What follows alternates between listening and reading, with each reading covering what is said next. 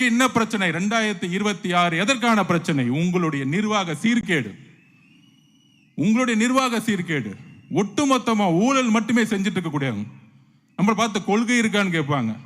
நான் பெரிய பெரிய தலைவர்கிட்ட கேட்டுக்கிறேன். அண்ணன் திருமானன், மார்க்சிஸ்ட் தோழர்கள், கம்யூனிஸ்ட் தோழர்கள், அவங்க நம்ம திட்டக்கூடாது. ஏன்னா அவங்க அடிப்படையில் உண்மையான நல்லவங்க. சேர்க்க தப்பு, அவ்வளவுதான்.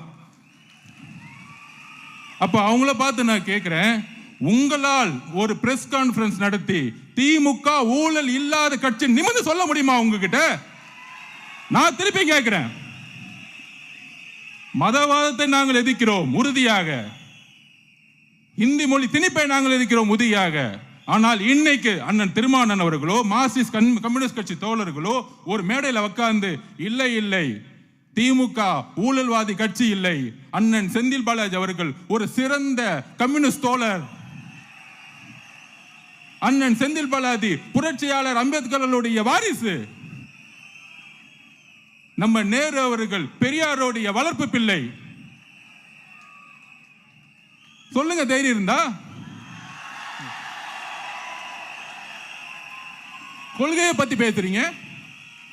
கொள்கையை அமல்படுத்தக்கூடிய இடத்துல இருக்க யார் இருக்கீங்க? நான் கேட்கிறேன், கொள்கையை அமல்படுத்த இருக்கக்கூடிய யார் இருக்கீங்க? முதல்வர் ஸ்டாலின் அவர்கள் சுத்தி யார் இருக்கா? செந்தில் பாலாஜி அவர்கள். செந்தில் பாலாஜி அவர்கள் அவருக்கு என்ன தகுதி இருக்கு?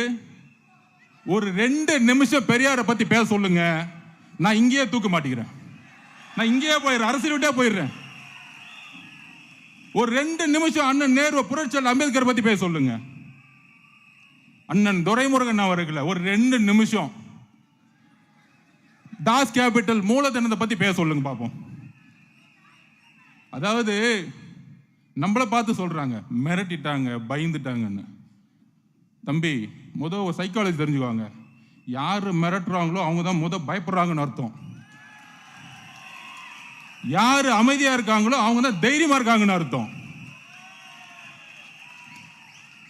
எங்க தலைவர் இந்த 2 மாசமா கட்சியோடைய கட்டமைப்பை மிக துல்லியமாக ஒவ்வொரு பூத்துலையும் மக்களிடம் போய் சேர்க்கணும், டோர் டு டோரை போய் சேர்க்கணும்னு சொல்லிட்டு உருவாக்கின பணியில இன்னைக்கு அதோடைய வெற்றிக்கான ஒரு கூட்டமாக தான் இன்னைக்கு நடத்திக்கிட்டு இருக்கோம். அவர் பேசல. இன்னைக்கு 5 மணிக்கு மொழிப்போர் தியாகிகளை பத்தி முதலமைச்சர் ஸ்டாலின் சார் பேச போறாரு. நம்ம மீட்டிங் முடிஞ்சோன்னு தான் பேச போறாரு. நீ எழுதி வச்சுக்கோங்க, 400 பேர் பார்த்துட்டு இருப்பான் எல்லா சேனல்லையும், யூடியூப்ல 400 பேருக்கு மேல தாண்டாது. அந்த 400 பேருக்கு ஒரு பெரிய ஐடிவிங்க, அதுக்கு ஒரு மினிஸ்டர், அதுக்கு ஒரு செய்தித்துறை. எங்கள் தலைவர் இப்ப பேசுறதுக்கு அடுத்தது பேசுறதுக்கு வெயிட் பண்றோம் பாத்தீங்கன்னா 5 கோடி பேர் வெயிட் பண்ணிட்டு இருக்காங்க. 5 கோடி பேர்.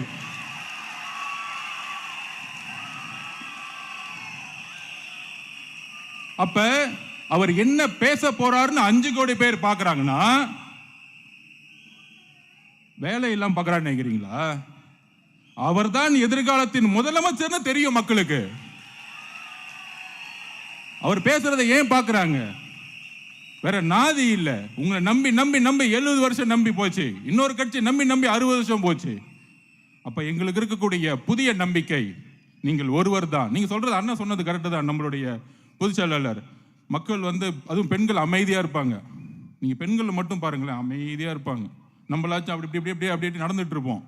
அவங்க அமைதியா இருக்கும் போதே கால்குலேட் பண்ணிடுவாங்க, என்ன பண்ணணும் ஏது பண்ணணும். நீ 1000 ரூபாய் கொடுக்குறியா, அடுத்த மாசம் 1000 ரூபாய்க்கு போல 2000 ரூபாய் அனௌன்ஸ் பண்ண போறியா, ஆளுக்கு 2000 கொடுக்க போறியா. அவங்களுக்கு தெரியும் நீங்க என்ன விலை கொடுத்து வாங்கினாலும் தமிழ்நாட்டு பெண்களை விலை கொடுத்து வாங்கவே முடியாது. அது எழுதி வச்சுக்குவாங்க.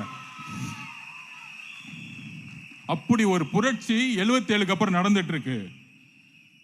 தனியா நிக்க போறோமா, கூட்டணி. அது இல்லாம முந்தா பேசணும், யாரோ ஒருத்தர் அதே கூட்டத்துல இருந்து அதே கூட்டத்தில் ஜாயின் பண்ணிட்டாரு. இன்னும் அரசியல்னே புரியல. திடீர்னு கூட்டணியை உருவாக்குறாங்க. ஆனா அந்த கூட்டணி அப்படியே தான் 21 இருந்து இருக்கு. ஆனா அதே கூட்டணி அனௌன்ஸ் பண்றதுக்கு ஒரு அனௌன்ஸ்மெண்ட். இதுல சில பேர் உட்கார்ந்துக்கிட்டு தலைவருக்கு பேச தெரியல, எல்லாத்தையும் விட்டுட்டாரு, நாங்க யார்கிட்டப்பா பேசணும், நாங்க யார்கிட்ட பேசணும், யார் அமைச்சோம். அவரு மக்களோட பேசிக்கிட்டு இருக்காரு, பெண்களோட பேசிட்டு இருக்காரு, தெளிவா என்ன பண்ணணும்னு போய் பேசிட்டு இருக்கோம். சம்பந்தமே இல்லாம திரையில உட்காந்துக்கிட்டு இவங்க அப்படி பண்ண முடியல, இவங்களை அப்படி பண்ண முடியல. எம்ஜிஆர் கட்சியை உருவாக்கும் பொழுது கூட்டணி கட்சிகளை நம்பி கட்சியை உருவாக்கல. எம்ஜிஆர் தாய் குலத்தை நம்பி உருவாக்கினார். அதே போல எங்களுடைய தலைவர் தாய் குலத்தை நம்பி மட்டுமே கட்சியை உருவாக்கினார். சோ இனிமேட்டு இந்த கொள்கைன்னு பேசினாங்கன்னா ஸ்டாலின் சார் சுத்தி இருக்கிற ஒரு 10 பேர் எடுத்துக்கோங்க, கொள்கையை பத்தி ஒண்ணுமே தெரியாது.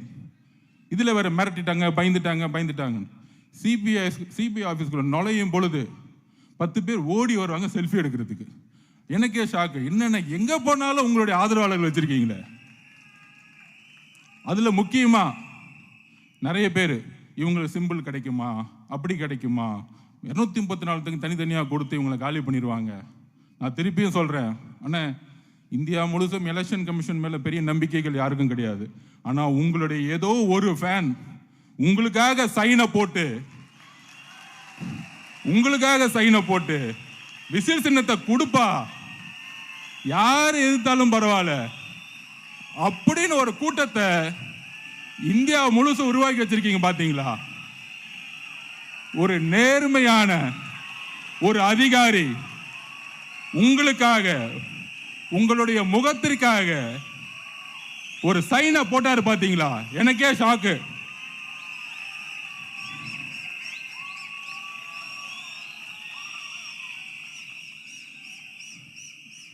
இந்த மாதிரி எந்த கட்சி தலைவருக்கு நடந்தது கிடையாது. இதுக்கு மேல என்ன வேணும்? நம்ம பணி செய்யணும். பெண்கள் ரெடி ஆயிட்டாங்க, தாய்க்குளம் ரெடி ஆயிட்டாங்க. ஆனால் என்ன சேலஞ்ச் தெரியுமா? திமுக என்ன தெரியுமா நினைக்கிறாங்க, இந்த எலெக்ஷன்ல 3000 கோடி இறக்குவாங்க, இன்னொரு கட்சி அந்த கட்சின்னு சொல்லிட்டு ஒரு 5000 கோடி இறக்குவாங்க, ஒவ்வொரு ஓட்டுக்கு 2000 3000 கொடுப்பாங்க. ஆனால் தமிழக மக்களே, முக்கியமாக தாய்க்குளமே, இந்த 3000 ரூபாய்க்காக அடுத்த 25 வருஷ வாழ்க்கையை நம்ம இழந்துடக்கூடாது. அதுதான் எங்களுடைய வேண்டுகோள். அவருடைய நீங்க பார்த்திருப்பீங்க ஆடியோ ரிலீஸ்ல, மலேசியால என்ன ஒரு பெரிய கூட்டம், எத்தனை பேர் தன்னை ஒரு எவ்வளவு பெரிய அன்பு இணைப்பு, அந்த உலகமே ஒரு என்ன மாதிரி உலகம், எவ்வளவு ஒரு எல்லாமே கிடைக்கக்கூடிய புகழ் இருக்கு, பணம் இருக்கு, எல்லாமே இருக்கு. இன்னும் 20 வருஷத்துக்கு அவர் இந்த துறையில எங்கேயோ போயிருக்க முடியும். ஆனால் ஒருத்தர் புதிதாக கட்சியை ஸ்டார்ட் பண்ணி அங்கிருந்து திருப்பியும் நான் உச்சத்தை தொடுவேன்னு கூடிய ஒரு நம்பிக்கை இருக்கு.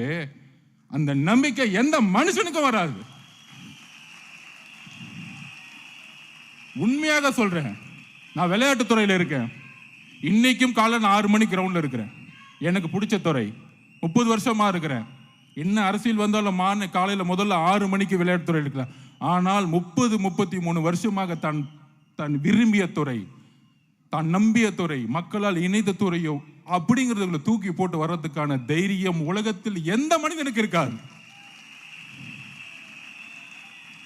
அப்ப ஒரு தலைவர் தைரியத்தால் உருவாக்கப்படுவோர் அல்ல, ஒரு தலைவர் அன்பால் உருவாக்கப்படுவோர் அல்ல, ஒரு தலைவர் தியாகத்தால் உருவாக்கப்படுபவர்.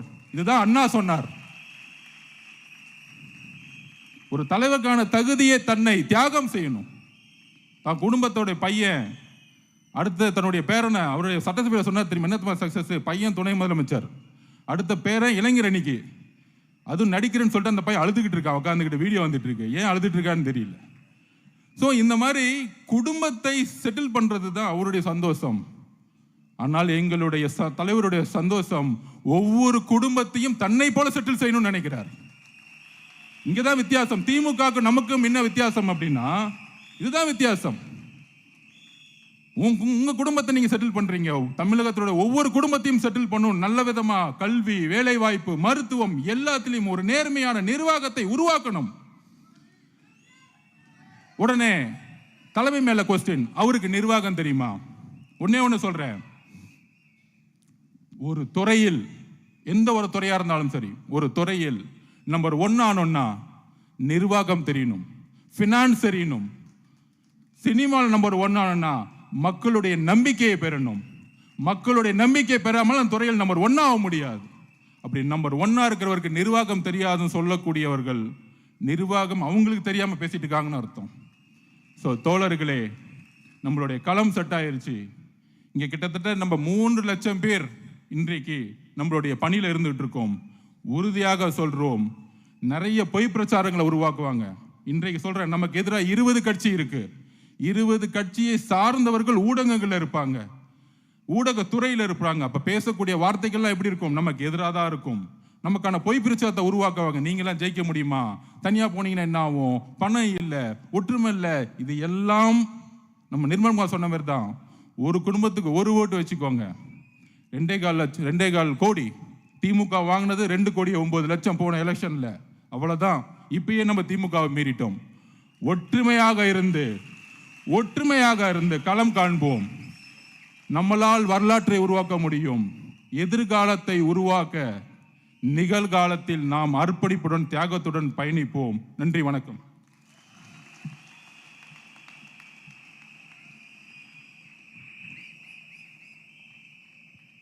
ஆதவ் சார் பேசும்போது கேட்டார், ரஷ்ய புரட்சிக்கே காரணமாக இருந்த கார்ல் மார்க்ஸை பேசுவார்களா, தாஸ் கேபிட்டலை பேசுவார்களா? பக்கத்தில் இருக்கிற பரந்தூரையும் வேங்கவேலை பத்தியுமே பேச மாட்டாங்க. ரஷ்யாக்கு இப்படி.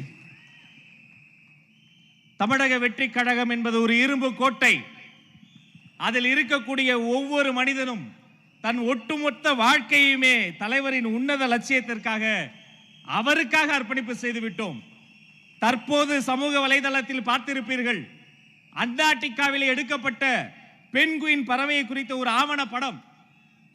கூட்டமாக மொத்த கூட்டமும் உணவை தேடி பென்குயின் கூட்டம் செல்கிற போது ஒரே ஒரு பென்குயின் மட்டும் உணவு முக்கியம் அல்ல, உயிர் முக்கியம் அல்ல, உயர்ந்த மலை போன்ற லட்சியம் முக்கியம் என வெற்றி நடை போட்டு பிடுநடை போட்டு தன் லட்சியத்தை நோக்கி செல்லக்கூடியது அந்த பென்குயினை போன்றதுதான் தமிழக அரசியல் வரலாற்றில் தமிழக வெற்றி கழகம் என்ற ஒரே கட்சி, ஒரே கழகம். இந்த இரும்பு கோட்டையில் தலைவர் சொல்வதை அல்ல, தலைவர் நினைப்பதையே நடத்தி முடிக்கக்கூடிய இந்த கோட்டையின் தளபதி எங்கள் ஆசான் அண்ணன் பொதுச் செயலாளர் என் ஆனந்த் அவர்களே, வருக வருக, நல்லூரை தருக.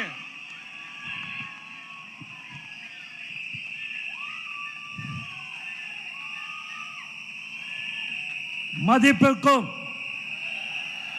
மரியாதைக்குரிய தமிழக வெற்றி கழகத்தின் மாநில, மாவட்ட, நகர, ஒன்றிய, பேரூராட்சி, கிளைக்கழக, வார்டு பகுதி பொறுப்பாளர்களுக்கும், சகல அணிகளின் நிர்வாகிகளுக்கும், ஊடக நண்பர்களுக்கும், தளபதி நெஞ்சில் குடியிருக்கும்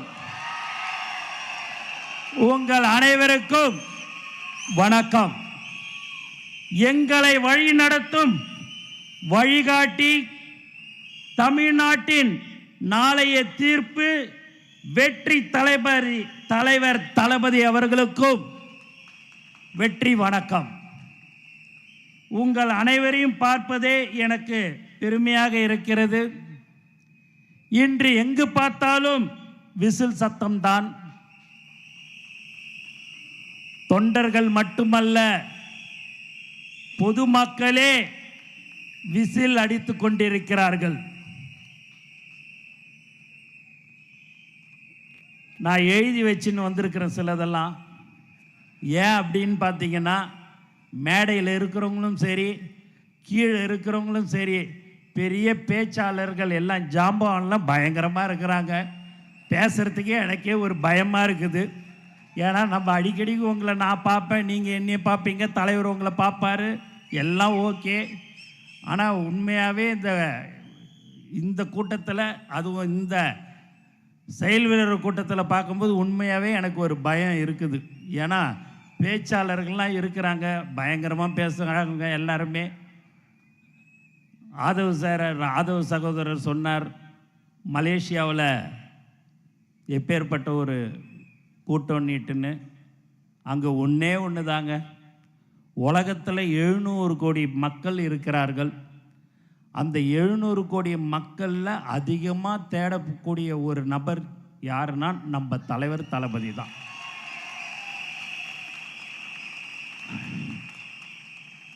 அந்த 14 மணி நேரம் மலேசியாவில் மக்கள் அந்த நிகழ்ச்சிக்கு கலந்து கொண்டார்கள். அந்த 14 மணி நேரத்தில் எப்பெல்லாம் தலைவருடைய முகத்தை ஸ்க்ரீனில் காட்டுறாங்களோ அந்த சத்தம் உலகத்தில் வேற யாருக்குமே இல்லை என்பதை இந்த நேரத்தில் நான் சந்தோஷத்துடன் தெரிவித்துக் கொள்கிறேன். ஏன் என்று சொன்னால் அந்த அளவுக்கு தொண்டர்களையும் தோழர்களையும் நேசிக்கக்கூடிய ஒரே தலைவர் நம்ம தலைவர் தளபதி தான். மொத்தம் 3,42,000 பதவிகள் தலைவர் அவர்களால் நியமிக்கப்பட்டு இருக்கிறது. 1,00,000 பதவி நாளைக்கு நாளன்னைக்குள்ளார அந்த 3,42,000 நாளைக்குள்ளார அந்த 1,00,000 பதவியும் நிரப்பப்பட இருக்கிறது. இங்கு கடந்த 32 வருடமாக அன்று முதல் இன்று வரை உழைத்து கொண்டிருக்கிற ஒரு கூட்டம் எது என்று சொன்னால் அதுதான் இந்த செயல் வீரர்கள் என்பது இந்த நேரத்தில் நான் சொல்லிக்கொள்ள ஆசைப்படுகிறேன். தலைவர் 30 வருடத்துக்கு 32 வருடத்துக்கு முன்னாடி தலைவர் உச்சத்துக்கு வருவார். தலைவர் 2026 முதல்வராக வருவார் என்று எந்த ஒரு எதிர்பார்ப்பும் இல்லாமல் உழைத்து கொண்டிருக்கிற ஒரு உண்மையான செயல் வீரர்கள் தான் நீங்கள் என்பதை இந்த நேரத்தில் நான் மனதார நான் உங்களுக்கு சொல்லிக்கொள்ள ஆசைப்படுகிறேன். இப்பேற்பட்ட ஒரு தலைவர் நமக்கு கிடைக்காதுங்க. ஒரு 10,000 கோடி மாவட்ட செயலாளர்கள் வேற கட்சியில் 5,000 கோடி 10,000 கோடி மந்திரி மாவட்ட செயலாளர். ஆனால் நம்ம தலைவர் யார் அன்று சைக்கிள் ஓட்டி போஸ்ட் ஓட்டினாரோ அவருக்குத்தான் மாவட்ட செயலாளர் பதவி கொடுத்தார். நம்ம மாவட்ட செயலாளர் 10,000 ரூபா கூட இல்லைங்க. ஆனாலும் அவங்களுக்கு தான் நான் பதவியை கொடுப்பேன்னு சொல்லக்கூடிய ஒரு உண்மையான தலைவர் நம்ம தலைவர் தளபதி. நம்ம கிட்ட 1000 கோடி 500 கோடி 100 கோடி 50 கோடி எந்த கோடியும் வேணாங்க. நமக்கு தலைவர் தளபதின்ற ஒரு முகம் இருந்தால் மட்டும் நமக்கு போதும். அதுதான் இன்னைக்கு எல்லாருமே சொன்னாங்க. எல்லாம் இங்கே பேசினவங்க எல்லாருமே சொன்னாங்க தலைவரை பற்றி. தலைவர் பேசாமல் இருந்தாலும் தலைவரை பற்றியே தான் பேசின்னு இருக்கிறாங்க நீட்டுன்னு. அதுதான் இனிமேல் பட்டு நம்மளை மட்டும்தான் பேசிக்கொண்டு இருப்பார்கள். ஏனென்று சொன்னால் நம்ம தலைவர் தான் 2026 கண்டிப்பாக முதலமைச்சராக அமருவார் என்பதில் எந்தவித சந்தேகமும் இல்லை. முந்தா நாள் மீட்டிங் அந்த விசில் சின்னம் வரும்போது மீட்டிங்கில் நான் முடிச்சுட்டு வரும்போது ராஜ்மோகன் அண்ணன் விசில் சின்னம் வந்துடுச்சிங்க அப்படின்னாரு. ஆனால் இருக்காதுண்ணே, அது இன்னும் 2-3 நாள் ஆகும் பிறகுண்ணே அப்படின்ற மாதிரி சொன்னேன். இல்லைண்ணே எல்லாரும் செய்தி அனுப்பிச்சிருக்கிறாங்க, எல்லாம் அனுப்பின்னுக்கிறாங்க, சரி அப்படியே விட்டுருங்கண்ணே அப்படின்னு சொல்கிறதுக்குள்ளாரியே நம்மளுடைய தமிழ்நாட்டில் நம்மளுடைய சின்னத்தை 5 நிமிஷத்தில் செவுத்தில் வரைஞ்ச ஒரே கட்சி தமிழக வெற்றி கழகம் மட்டும்தான். சுமார் தமிழ்நாட்டில் 12,497 கிராமங்கள் இருக்கிறது. அந்த 12,497 கிராமங்களிலும் விசில் சின்னம் வரைந்த ஒரே கட்சி தமிழக வெற்றி கழகம்தான். எல்லாருக்கிட்டையும் பணம் காசு இருக்கலாங்க, செலவு பண்ணுறதுக்கு மனசு வராது.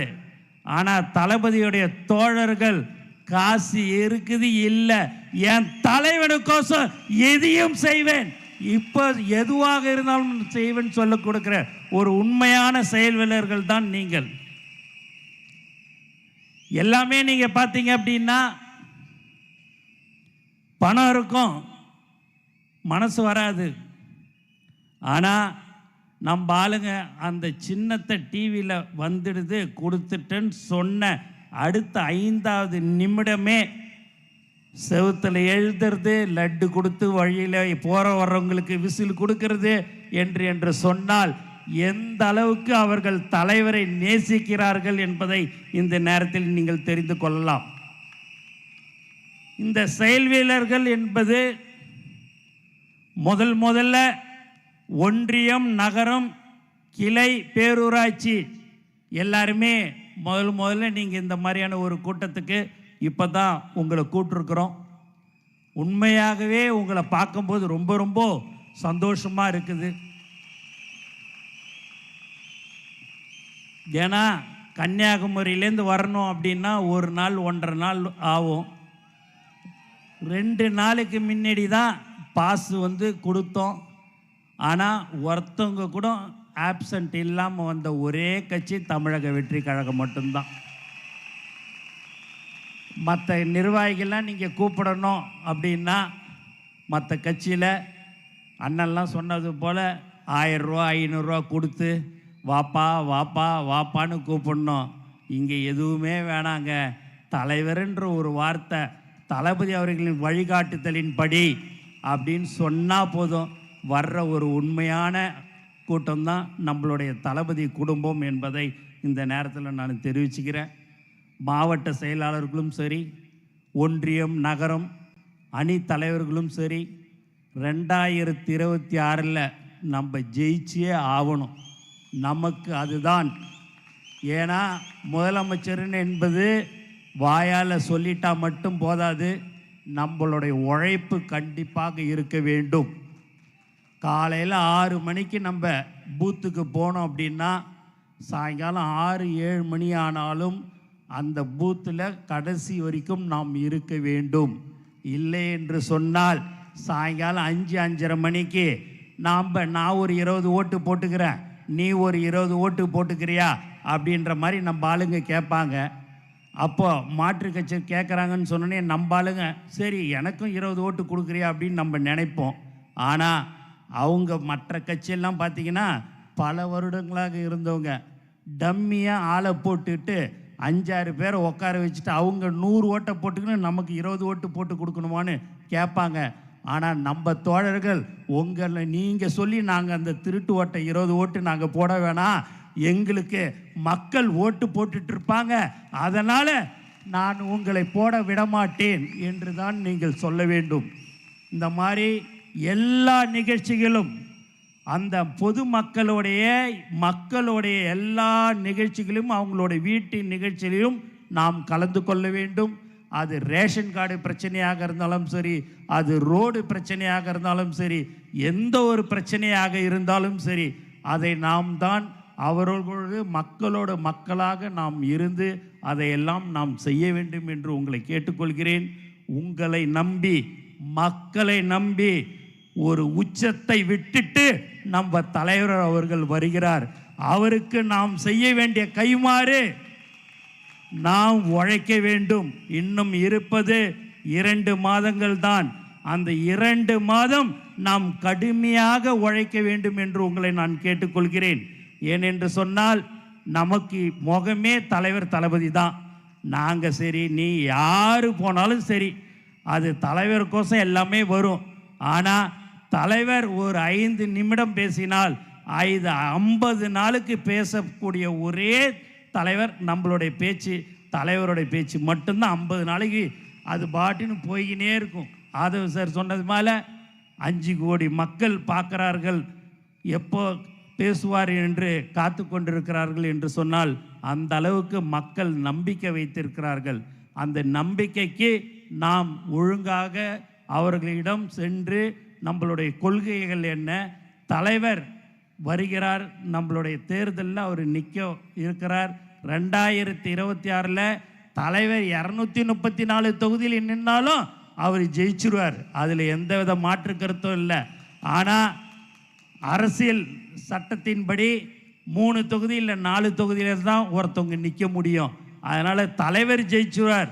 ஆனால் தலைவர் காட்டுற எல்லாரும் ஜெயிச்சாதான் நம்ம தலைவர் முதலமைச்சராக ஆக முடியும். அதை நீங்கள் மனதில் வைத்து கொள்ள வேண்டும். திரும்ப நான் சொல்கிறேன். ஏனென்று சொன்னால் தலைவர் அவர்கள் யாரை வேட்பாளராக காட்டுகிறாரோ, அவர்களை கை காட்டுகிறார்களோ அவர்களை வெற்றி பெற செய்ய வேண்டியதுதான் நம்மளுடைய கடமையாக இருக்க வேண்டும். எந்த ஒரு மன கஷ்டமாக இருந்தாலும் அவர்கள் மீது 50 நாள் 60 நாளைக்கு அவங்கக்கிட்ட யாருக்கிட்டையுமே கோவப்பட வேண்டாம். ஒரு ஓட்டாக இருந்தாலும் நமக்கு அவ்வளோ முக்கியம் என்பதை இந்த நேரத்தில் நான் தெரிவிச்சுக்கிறேன். ஆகவே தலைவர் நமக்கு நம்ம யார் அந்த வேட்பாளரோ அவருக்கு 70,000 ஓட்டை அவர் வாங்கி கொடுத்து விடுவார். நமக்கு அந்த 5,000 ஓட்டு 10,000 ஓட்டு குறையிற ஓட்டு நம்மளுடைய போய் வீடு வீடாக கேட்குற விதத்தில் தான் இருக்குது. ஆகவே தலைவர் அவர்கள் நம்மளை நம்பி இருக்கிறார். ஆகவே 2026 தலைவர் தளபதி முதலமைச்சராக அமருவார், அதில் எந்தவித சந்தேகமும் இல்லை. ஆனால் நாம் எல்லோரும் உழைக்க வேண்டும் என்று கூறிக்கொண்டு எனக்கு வாய்ப்பு கொடுத்த அனைத்து உள்ளங்களுக்கும் நன்றி கூறி விடைபெறுகிறேன். நன்றி, வணக்கம்.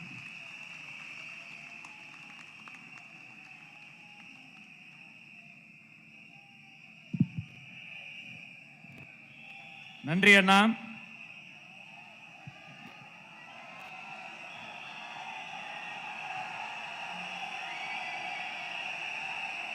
காவிய தமிழை கம்பர் தந்தார், கவிதை தமிழை இளங்கோ தந்தார், வாழ்வியல் தமிழை வள்ளுவர் தந்தார். அதில் இருந்து பிறப்புக்கும் எல்லா உயிர்க்கும் தான் உங்கள் வழிகாட்டி வாசகம் என இந்த தமிழ்நாட்டிற்கு வெற்றி தலைவர் ஒருவர் தான் சொல்லி தந்தார். அண்ணன் சொன்னது போல விசில்ஸ் வந்துருச்சுன்னு ஓடி போய் பொதுச் செயலாளர்கிட்ட முதல்ல நான் தான் சொன்னேன். எழுந்து இருவரும் வெளியே வருவதற்குள் அடுத்த படம் வந்தது. இன்னும் தொட்டுவிடும் தூரத்தில் வெற்றி வருகிறது. அதை வாங்கி தரப்போகிற வெற்றி தலைவர் வருகிறார். வருங்காலம் வருகிறது. தமிழ்நாடு வருகிறது. நாளைய தீர்ப்பு வருகிறது. இதோ வெற்றி தலைவரின் தலைமையுரை.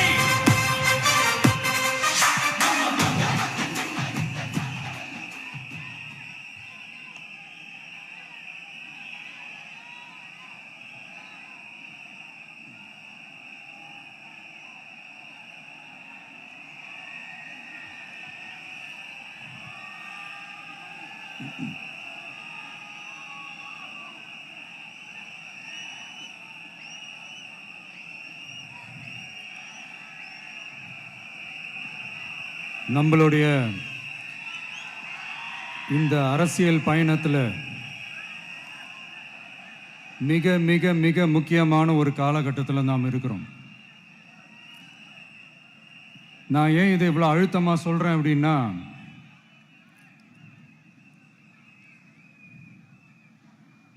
ஏதோ அழுத்தம் இருக்குமோன்னு நினைக்கிறீங்களோ? அழுத்தமா நமக்கா?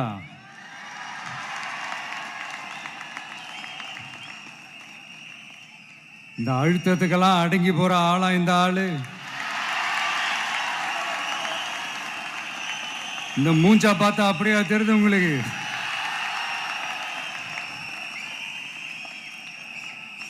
அதனால அப்படியெல்லாம் நடக்காது. அதுவும் முக்கியமா நம்ம கிட்ட அதெல்லாம் நடக்கவே நடக்காது. ஆனா அழுத்தம் இருக்குதான்னு கேட்டீங்கன்னா இருக்குது. அது நான் இல்லைன்னு சொல்ல வரல. நமக்கு இல்ல, மக்களுக்கு. தமிழ்நாட்டை இதுக்கு முன்னாடி ஆண்டவங்களும் சரி பாஜகவுக்கு அடிமையா தான் இருந்திருக்கிறாங்க. ஸோ அவங்கள நம்பியும் ஒரு பிரயோஜனமும் இல்லை. இப்ப ஆண்டுகிட்டு இருக்கிற இந்த திமுக அரசாச்சும் நமக்கு ஏதாவது செய்வாங்கன்னு பார்த்தா இவங்களும் அவங்கள மாதிரியே தான். இன்னும் சொல்ல போனா ஒரு படி மேல, இன்னும் மோசம். அவங்களாச்சும் நேரடியா சரண்டர் ஆகி இருப்பாங்க, இவங்க மறைமுகமா சரண்டர் ஆகி இருக்கிறாங்க. அவ்வளவுதான் வித்தியாசம். அதனால நீங்க பாத்தீங்கன்னா அவங்களோட அந்த வேஷம் கலைஞ்சிடக்கூடாதுன்றதுக்காக இந்த கலர் கலரா கவர்ச்சிகரமான இந்த அறிவிப்புகள்லாம் வெளியிடுறாங்க. நோட்டீஸ் பண்ணியிருப்பீங்கன்னு நினைக்கிறேன்.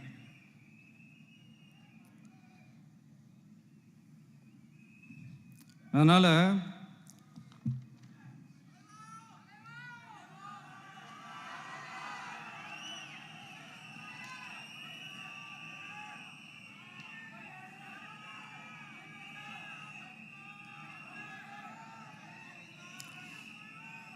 ஸோ இவங்க எல்லாரும் இப்படியே இருக்கிறாங்களே, நமக்காக உண்மையாக உழைக்கிறதுக்கு யாராச்சும் வந்துட மாட்டாங்களா அப்படின்னு மக்கள் ஒரு விதமான அதை வெளியில் சொல்ல முடியாத ஒரு அழுத்தத்தில் இருக்கிற நேரம் இது.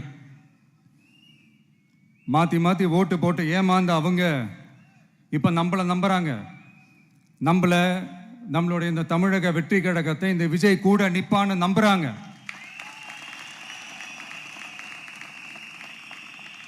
நம்மளை நம்புறவங்களுக்காக நாம நம்பிக்கையோடு இருக்கணும்ல. அப்படின்னா இது முக்கியமான மிக மிக மிக முக்கியமான ஒரு காலகட்டம் தானே. அதனால தான் அவ்வளோ அழுத்தமாக நான் சொன்னேன்.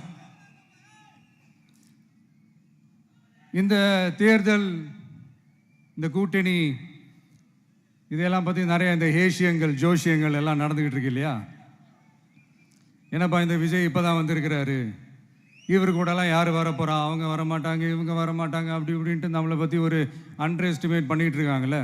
அதுனா நமக்கு புதுசாக என்ன, 30 வருஷமாக நம்மளை அண்டர் எஸ்டிமேட் பண்ணிட்டு தான் இருக்கிறாங்க. ஆனால் மக்கள் கரெக்டாக நம்மளை எஸ்டிமேட் பண்ணி ரொம்ப அழகா, ரொம்ப அக்கறையா, ரொம்ப தெளிவா, ரொம்ப தீர்க்கமா நமக்குன்னு ஒரு இடத்த கொடுத்துருக்குறாங்கல்ல. எப்படி, என் கேரியரின் உச்சமான ஒரு இடத்த கொடுத்துருக்குறாங்கல்ல. அதை இந்த நாடே பார்த்துக்கிட்டு இருக்குல்ல. ஏன் அப்படி எனக்கு அந்த இடத்த கொடுக்கணும்? ஏன்னா இந்த விஜய் நம்ம பிள்ளையாச்சே, நம்ம அண்ணனாச்சே, நம்ம தம்பியாச்சேன்னு சொல்லி அவங்க மனசுல அப்படி தோணுது. அதனாலதான் நமக்கு அப்படி ஒரு இடத்த கொடுத்து உள்ளன்போடு அள்ளி நம்மளை அரவணைச்சிக்கிட்டு இருக்கிறாங்க. அப்படி நம்மளை நம்புறவங்களுக்காக நாம உழைக்கிறதே அது ஒரு பழக்கமாகி இப்போ அதுவே என்னுடைய ஒரு ஒரிஜினல் கேரக்டராகவே மாறிடுச்சு. இத்தனை வருஷமா இருக்கிற அந்த உழைக்கிற குணம் அது எப்படி மாறும்? அதெல்லாம் மாறவே மாறாது. அரசியலுக்கு வந்ததுக்கு அப்புறமும் சரி, ஆட்சி அதிகாரத்துக்கு வந்ததுக்கு அப்புறமும் சரி, ஒன்னே ஒன்று சொல்ற, எழுதி வச்சுக்கோங்க. இதுக்கு முன்னாடி இருந்தவங்க மாதிரியோ இல்லை இப்போ இருக்கிறவங்க மாதிரியோ ஊழல் செய்யவே மாட்டான்.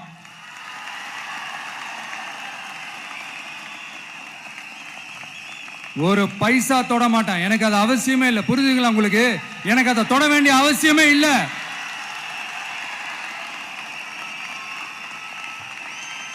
ஒரு துளி ஊழல் கரை கூட படியவே படியாது, படியவும் விட மாட்டான்.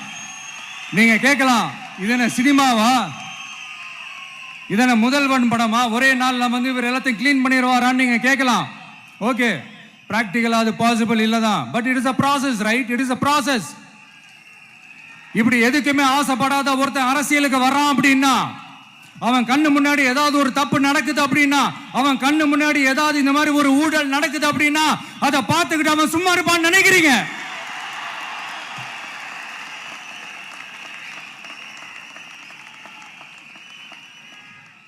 அதனால இந்த தீய சக்தியா இருக்கட்டும், இந்த ஊழல் சக்தியா இருக்கட்டும், ரெண்டு பேரும் தமிழ்நாட்டை ஆண்டவே கூடாது.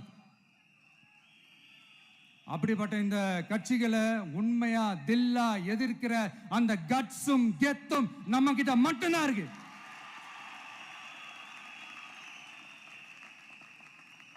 அதனால நீங்க என்ன சூழ்ச்சி நம்ம மேல பண்ணாலும், என்ன அழுத்தம் நீங்க கொடுத்தாலும், இந்த அடங்கி போறதுக்கோ, இந்த அண்டி பொழைக்கிறதுக்கோ, இல்ல இந்த அடிமையா இருக்கிறதுக்காலாம் நாம அரசியலுக்கு வரல. என் மண்ணுக்கும் மக்களுக்கும் யார் என்ன தீங்கு செஞ்சாலும் அதை எதிர்த்து அவங்க கிட்ட இருந்து நம்ம மக்களை பாதுகாக்கிறதுக்காக தான் நம்ம அரசியலுக்கே வந்திருக்கிறோம். அண்ட் முக்கியமா தோழர்களே, மக்களுக்கு என் மேல மட்டும் நம்பிக்கை இருந்தா அது பத்தாது. என் கூட டிராவல் பண்ற என்னோட எல்லா தோழர்கள்கிட்ட அந்த நம்பிக்கை வரணும்.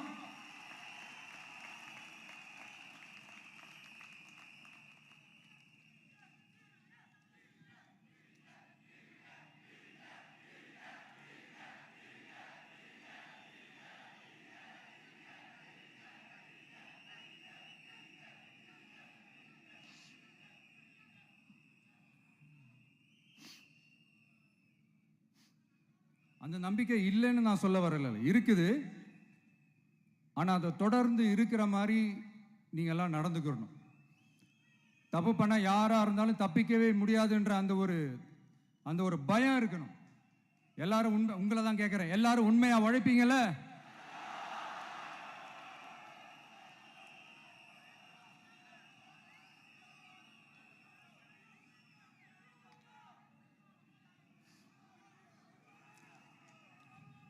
யாருக்காகவும் எதுக்காகவும் நம்மளோட அரசியல்ல காம்ப்ரமைஸ் பண்ணிக்கவே கூடாது, செய்வீங்கல்ல?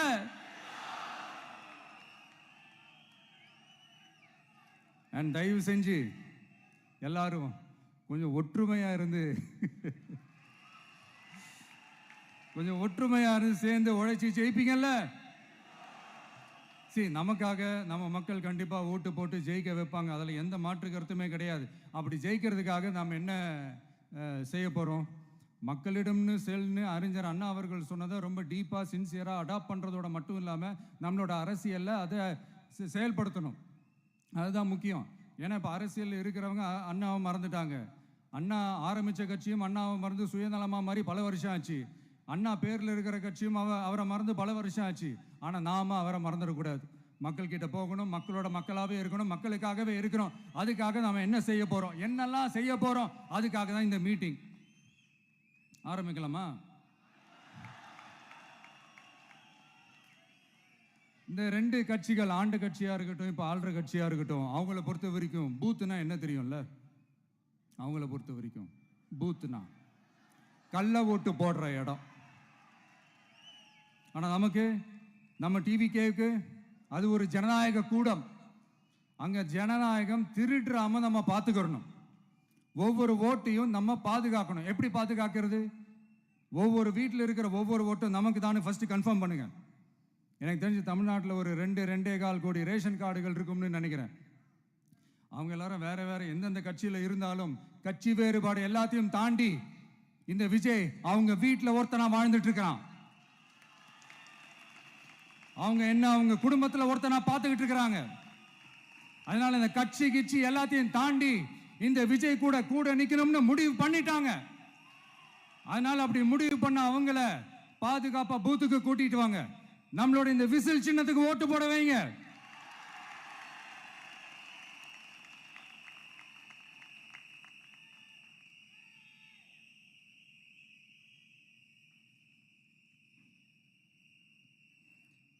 ஒன்றியம், நகரம், பேரூர் பகுதி கிளைன்னு இங்க வந்திருக்கிற நம்மள எல்லார் நிர்வாகிகளும் தான் நம்ம கட்சியினுடைய ஆணி வேர். நீங்க எல்லாரும் சுதந்திரமா செயல்படணும், சுதந்திரமா செயல்பட விடணும்.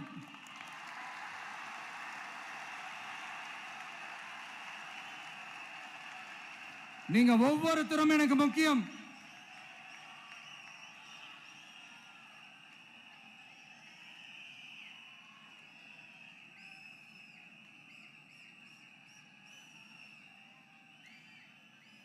நீங்க தான் நம்மளுடைய இந்த பிஎல்ஏஸ், பூத் லெவல் ஏஜென்ட்ஸோட களத்தில் நின்று வேலை பார்க்க போற ஃப்ரண்ட் லைன் வாரியர்ஸ். இப்ப நடக்க போறது வெறும் எலெக்ஷன் கிடையாது, இது ஒரு ஜனநாயக போர். இந்த டெமோக்ராட்டிக் பேட்டில லீட் பண்ண போற கமாண்டர்ஸ் நீங்க தான்.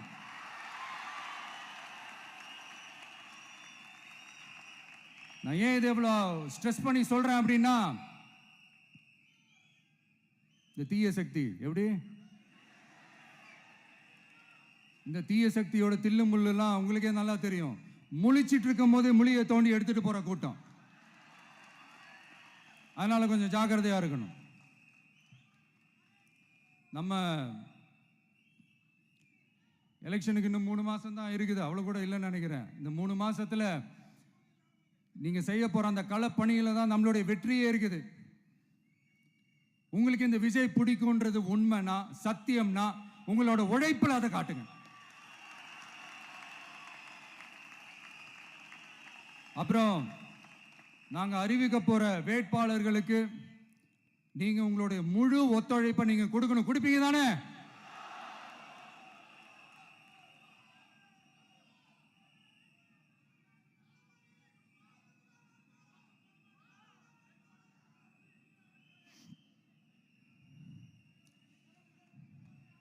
உங்க எல்லாரையும் ஒரு எனர்ஜைஸ் பண்ற மாதிரி உண்மையா நடந்த ஒரு கதை ஒன்று சொல்றேன்.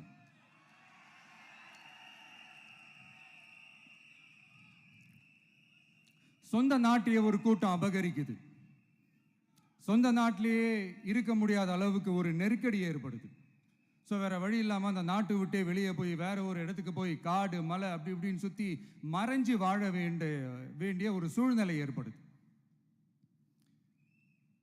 என்னடா இப்படியே ஓடிக்கிட்டு இருக்குமேன்னு சொல்லிட்டு தன்னோட நட்பு சக்திங்க கிட்ட பேசி ஒரு பெரும் படையை திரட்டிக்கிட்டு அதிரடியாக ஒரு போரை நடத்தி அந்த நாட்டையே திருப்ப மீட்டு எடுத்தது யார் தெரியுமா? நம்ம கொள்கை தலைவர்களை ஒருத்தரான ராணி வேலு நாச்சியார் அவர்கள் தான். அவங்களுக்கு அந்த நட்பு சக்தியா கூட இருந்து உழைச்சது சின்ன மருது, பெரிய மருது, சையது, கார்கின்னு சொல்லிட்டு அந்த 3 பேரும் தான். ஆங்கிலேயர் படை, ஆற்காட்டு படை மாதிரி அந்த 2 பெரும் படையை அடிச்சு துவம்சம் பண்ணிட்டு அந்த நாட்டையை திருப்பி மீட்டு எடுத்தது வேலு நாச்சியார். அன்னைக்கு இருந்த ஆங்கிலேயர் படை, ஆற்காட்டு படை மாதிரி இன்னைக்கு என்னென்ன படை இருக்குதுன்னு உங்க எல்லாருக்குமே நல்லா தெரியும். அதனால அந்த 2 படை மட்டும் இல்ல, இன்னும் எத்தனை படை வந்தாலும் எதிர்த்து நின்று ஃபேஸ் பண்றதுக்கு ஒரு நல்ல தலைமையும் இத்தனை சக்திகள் என் கூட இருக்கும் போது, இத்தனை சின்ன மருது, இத்தனை பெரிய மருது, இத்தனை சையது கார்கிகள் என் கூட இருக்கும் போது நம்ம நாட்டை நம்மளால மீட்டெடுக்க முடியாதான்னு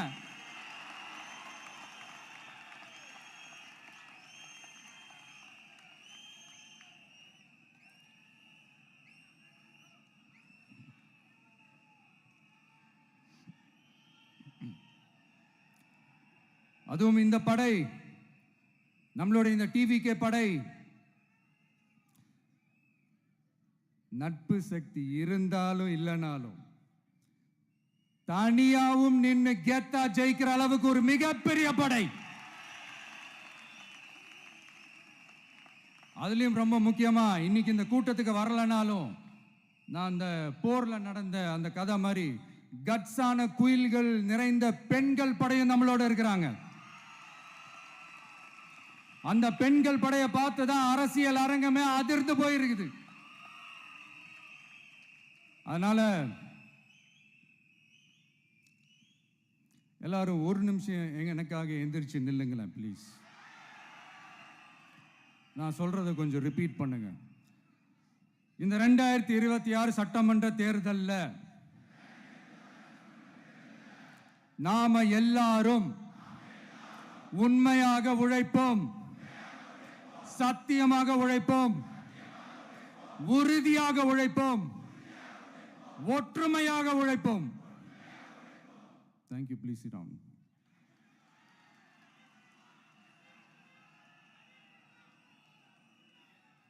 உங்களோட இந்த வார்த்தையை நான் மனப்பூர்வமா நம்புறேன். நான் ஏற்கனவே சொன்ன மாதிரி இந்த வரப்போற தேர்தல் இதுவரைக்கும் தமிழ்நாடு பார்த்திராத ஒரு வித்தியாசமான தேர்தல்.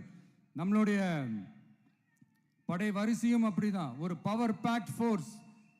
இவ்வளவு நாள் இதை நாம மட்டும்தான் சொல்லிக்கிட்டு இருந்தோம். இப்போ கொஞ்சம் கொஞ்சமா அதை வெளியில சொல்ல ஆரம்பிக்கிறாங்க. என்னடா இந்த விஜய் கூட இருக்கிற ஃபோர்ஸை பார்த்தா சாதாரண ஃபோர்ஸ் மாதிரி தெரியல, மிலிட்ரியோட பெரிய ஃபோர்ஸா இருக்குது, வரப்போற எலெக்ஷனை கணிக்கவே முடியல, அப்படி இப்படின்னு சில குரல்கள்லாம் கேட்க ஆரம்பிக்குது. கணிக்கவே முடியலன்னு அவங்க வேணா சொல்லலாம், ஆனா மக்கள் ஆல்ரெடி கணிச்சு முடிச்சுட்டாங்க. அவங்க மனசை நல்லா புரிஞ்சு வச்சிருக்கிற நமக்கு அது நல்லாவே தெரியும். அதனால இந்த எலெக்ஷன் ரிசல்ட்டுக்கு அப்புறம் இந்த தீய சக்தி கிட்ட இருந்தோம், இந்த ஊழல்வாத அடிமை சக்தி கிட்ட இருந்தோம் தமிழ்நாட்டை மீட்டுட்டோம்னு உறுதியா அறிவிப்போம். அதுல என்ன மாற்று கருத்து கிடையாது. அதனால என் நெஞ்சில் குடியிருக்கும் தோழர்களே, தோழிகளே, உங்களோட நான் இருக்கேன், நம்மளோட நம்ம மக்கள் இருக்கிறாங்க. இதுக்கு மேல என்ன வேணும்? கான்பிடண்டா இருங்க, நல்லதே நடக்கும், வெற்றி நிச்சயம். மீண்டும் சந்திக்கும் வரை நன்றி, வணக்கம். தமிழக வெற்றி கழகத்தின் வெற்றி தலைவர், தர்மத்தாயின் தவ புதல்வன், தலைவரின் பொற்கரங்களால் ப்ளீஸ் சார், ப்ளீஸ் சார்.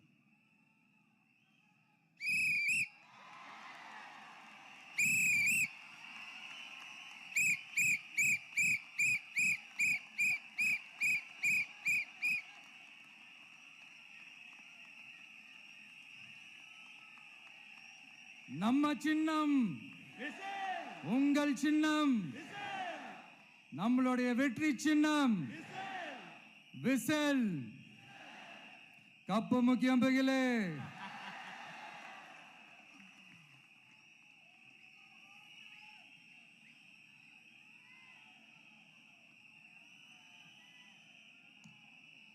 நம்முடைய வெற்றி சின்னத்தை வரலாறு படைக்க போகிற தமிழக வெற்றி கழகத்தின் சின்னத்தை வெற்றி தலைவர் அவர்கள் இப்போது உங்கள் முன்னால் இதோ அறிமுகம் செய்கிறார்.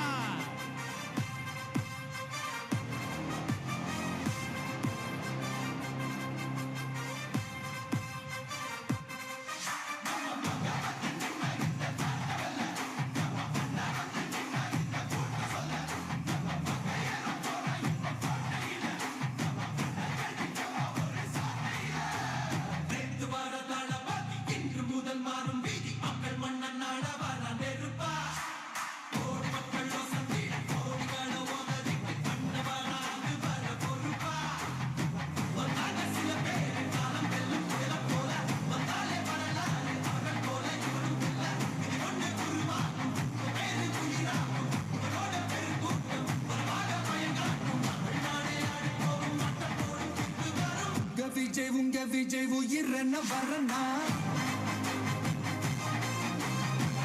விஜய் உங்க விஜய் எளியவன் குரல் தான்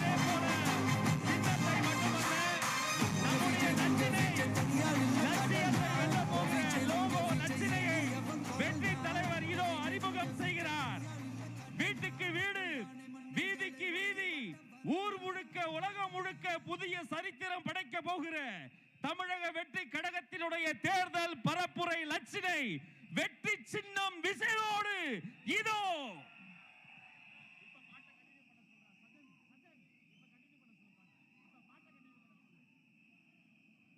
வெற்றி தலைவரின் வெற்றி சின்னம் விசில். உழைக்கும் மக்களின் சின்னம் விசில். பாட்டாளிகளின் சின்னம் விசில். தாய்மார்களின் சின்னம் விசில். தமிழ்நாட்டின் சின்னம் விசில்.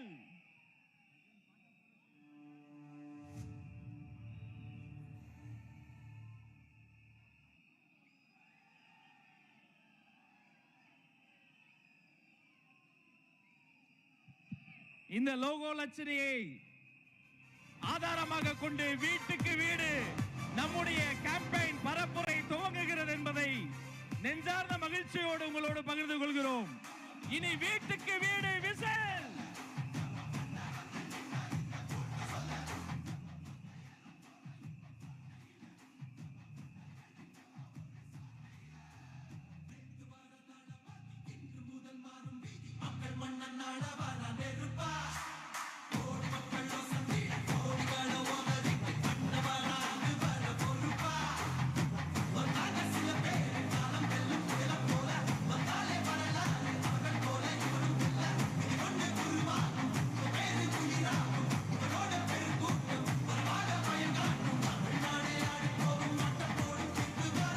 விஜய் உங்க விஜய் உயிர் என்ன வரனா